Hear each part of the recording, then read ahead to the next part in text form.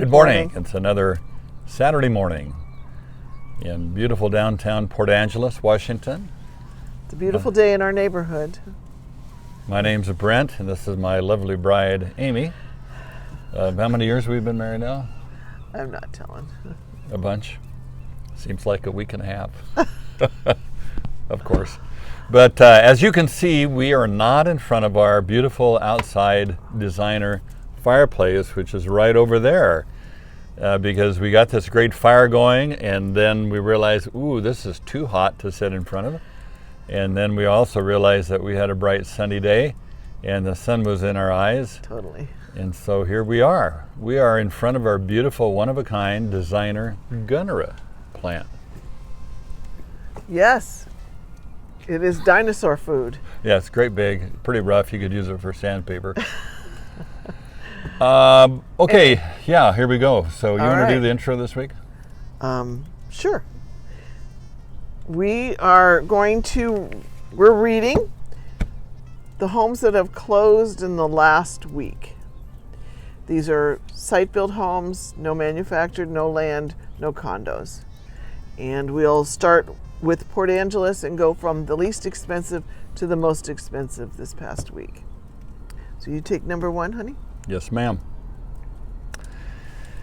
So in Port Angeles, of course, we all know that a home that closes last week went under contract from 4 weeks to sometimes a couple of months earlier. So we get a little lag in knowing where the market is, but one of our goals is to give you an idea of where the market's going as best as we can. And sometimes our conclusion is a bit different than the national experts, and they gradually will come along to see it usually how we do. they haven't started calling us yet. We'll let you know if that ever happens. The first home is on East 3rd Street, and it was listed originally for $799,995. No, it's not even close to 700. Or $279. Yeah. Okay, here we go. Just a little. Take two. Our first home is on East 3rd Street, and original asking price was $279,995. And it finally sold for $283,500, just a little above asking. 2 beds, 1 bath, 5 days on the market, built in 1940. Has 878 square feet on a standard lot here in Port Angeles, which is 0.16 of an acre.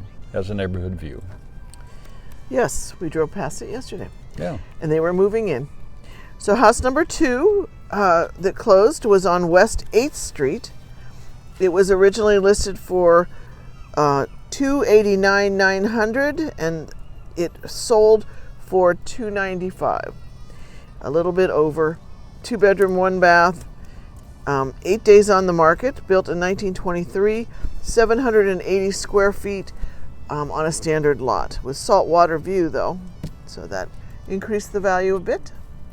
Yeah, these first 2 homes are a little unique because for the past 6-8 months we haven't had virtually any homes sell below $300,000. Yeah. So the prices are dropping still.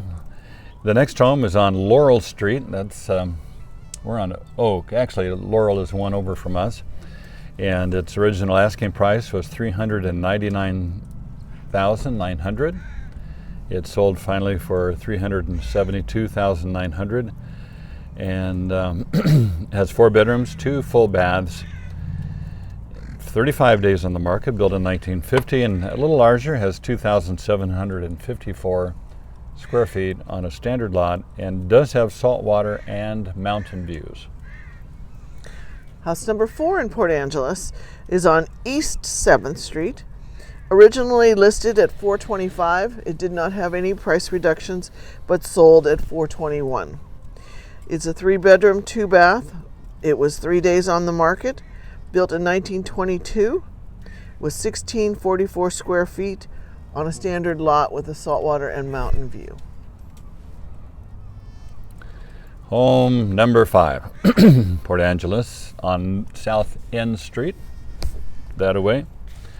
Originally priced at $479,000, and had a subsequent lowering of that price to $467,000, finally sold for $460,000. It has 4 bedrooms, 2 baths, 34 days on the market, built in 1980 with 2,414 square feet, a little larger lot at 0.21 of an acre with a neighborhood view. Cool. House number 6 is on West 12th Street. Originally listed for $499. It did not have any price reductions in the 15 days it was on the market, but it sold at $438. 3 bedroom, 2.5 baths, built in 1965, 29 square feet on 1/3 of an acre. Okay. With a mountain view.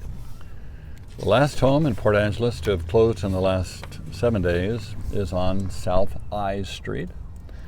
And in Port Angeles, any street that has an alphabet name is generally west on the other side of the bridges, as we say, because Port Angeles is built on an area where there's a lot of ravines because there's a creek or a river running through, and that's to the west. Originally priced at $580,000, lowered then one time to $565,000, sold finally for $550,000, $30,000 under. 3 bedrooms, 2 full baths, 1/2 bath, 17 days on the market, built in 1972 with 1,728 square feet on a nice, healthy lot at 0.32 of an acre. And once again, they have saltwater and mountain views. Cool. Okay, we're moving on to the 10 houses in Sequim. The first one was on Woodbridge Court, listed and sold at $320.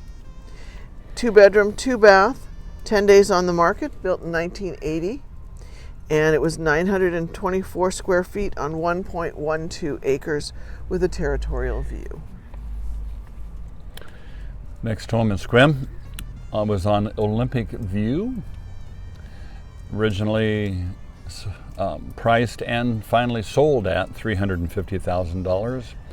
It has 2 bedrooms, 2 baths, 3 days on the market. Flew right off the shelf, it did. Built in 1974. Square feet is of 1,396 and almost a half an acre at 0.47, and they have a neighborhood view. Okay, the third house in Sequim, was on Wright Road. That's a Wright with a W. It was originally listed for $389, and it sold for $393,500. So just a couple thousand over asking. 2 bedroom, 1 bath, 1 day on the market. Built in 1973 with 1,400 square feet, just under a half an acre with a mountain view. Your turn next. Thank you. Realizing I'm going to have more of a tan on this side. Will I look weird? Oh yeah. Okay, I like that. So, next home is also on Olympic View, just down the road from the one I described last time. This one is originally priced at $550,000 and finally sold at $415,000. So that's quite a bit below asking. There was one price adjustment from $550,000 to $429,000, so they were committed to selling. 3 bedroom, 2 bath, days on the market 81, and that usually the longer it's on the market, the more motivated the sellers are, if they have to sell for some reason, to respond to a lower offer. And it has 0.36 of an acre and territorial view, which basically means no view. So true. The next one is on Fairway Drive, which is in Sunland in Sequim. It's a very nice community around a golf course. Originally listed for $439,950. It sold in 15 days at $432,450. 2 bedroom, 2 bath, built in 1990, 1,581 square feet on 0.39 of an acre with a golf course view. There you have it. Okay, Spring View Place. Looks like they have a killer view of the water. I've not been there. Originally started at $499,000, $950. and subsequently lowered to $464,950 and sold for $464,951. Kind of funny on that one. I wonder how that happened. But so it has 2 beds, 2 baths, 39 days in the market, built in 1977, has 1,812 square feet on 0.35 in an acre with a water view, saltwater view. I bet that one's in Diamond Point. Oh, I bet it is, yeah. Because you just don't get saltwater views in Sequim without millions in front of your number.